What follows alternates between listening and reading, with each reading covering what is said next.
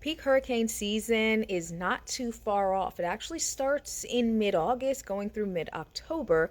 And right now, August 10th, we're keeping an eye on two different systems out in the Atlantic. Hey there, everyone. My name is Rochelle. I'm a meteorologist with 10 years of experience, currently working in Baltimore. Let's talk about it.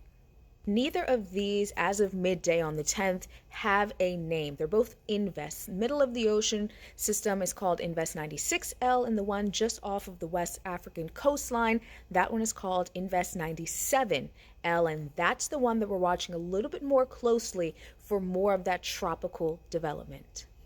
This is a little abnormal. This update from the National Hurricane Center that came out at 9:35 this morning. Typically, we'd get updates at 2 a.m., 8 a.m., 2 p.m., and 8 p.m. So there must have been something that they saw within this system that caused them to not only put out this update, but also increase formation chances, which means a system will become at least a tropical depression. They updated that 2-day, 48-hour chance to medium from low with this 9:35 update.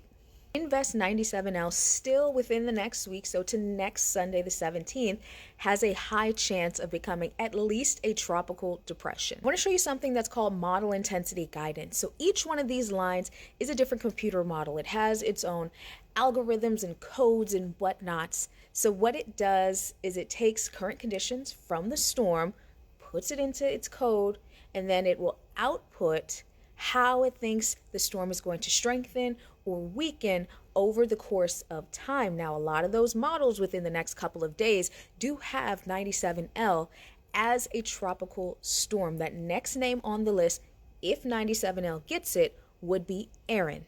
You might be saying, okay, I get that, but I'm also seeing these lines continue to increase to category 1, and in some cases, some of these models have it becoming a category 2 hurricane. That could happen, yes.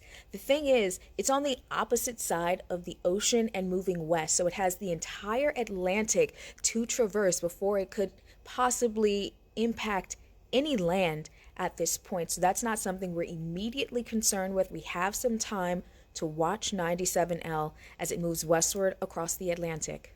If 97L becomes the first hurricane of the Atlantic season, it's not early, it's not late. It's pretty typical based on the averages from 1991 to 2020. You would expect the Atlantic to see its first hurricane of the season around August 11th, so roughly mid-August.